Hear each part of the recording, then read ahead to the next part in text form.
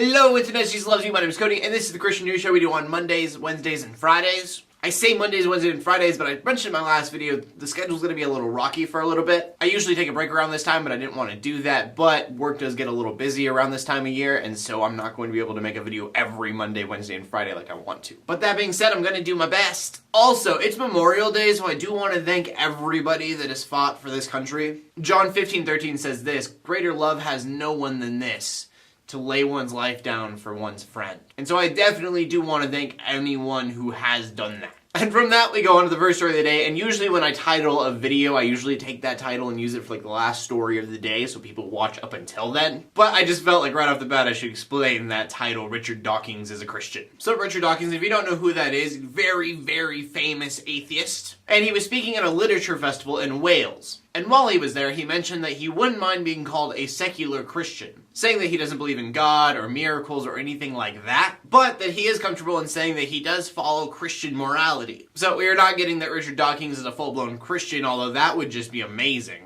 I do find it interesting that he sees the teachings of Jesus and says, yes, that is correct, and I'm going to abide by that. Not that you can really hate charity, forgiveness, and love, but I mean still. It's always nice for me when I realize that some people who are not Christian are not looking at Christians for what the Bible says, because usually Christians are really bad at that. I know a lot of people look at Christians and go, yeah, I don't want any part of that in any way. It's something that I've been saying forever, but if you want to get into Christianity and you're really looking into it, don't ask Christians about Christianity. Look at the Bible and see what that says about Christianity, because most Christians are probably doing it wrong. Like, if you need a perfect example of Christianity, don't look at me for sure. Don't look at like C.S. Lewis. Don't look at Billy Graham, because all of them have faults. Look at Jesus, because he's the only one doing it right. And that probably sounds incredibly cliche, but trust me, that's your best bet. And then for our next story, Phil Robertson of Duck Dynasty is back in the news again. And I didn't watch his entire sermon. Link in the description below if you want to check it out. It starts around 8:30 that he starts talking about homosexuality again. And so everyone freaked out because he's talking about homosexuality being a sin again. A&E even considering dropping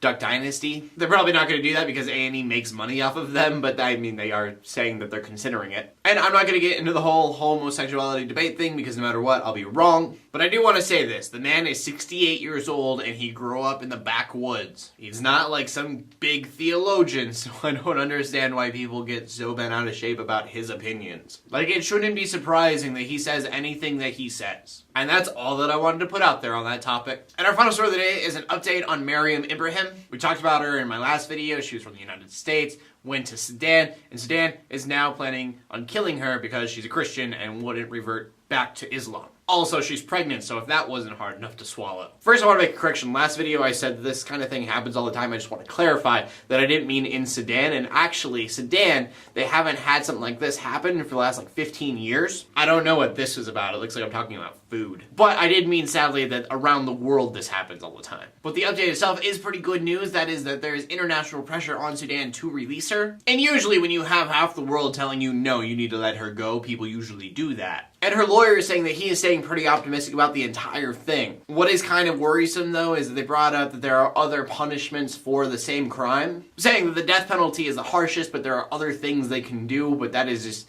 sounds terrifying. So just prayers that she's released and she doesn't have to go through anything else. And there's not going to be a question of the day because I can't think of one today, so if you guys want to ask me anything, please just ask questions below and I'll answer them, because why not? You can comment on anything that I talked about today as well. But anyways, my name is Cody. I'm bringing you Christian news in a not so boring kind of way every Monday, Wednesday, and Friday, as long as I am able to. In closing, let the haters hate, let the Christians pray, and to everybody like, subscribe. I'll see you later, and God bless.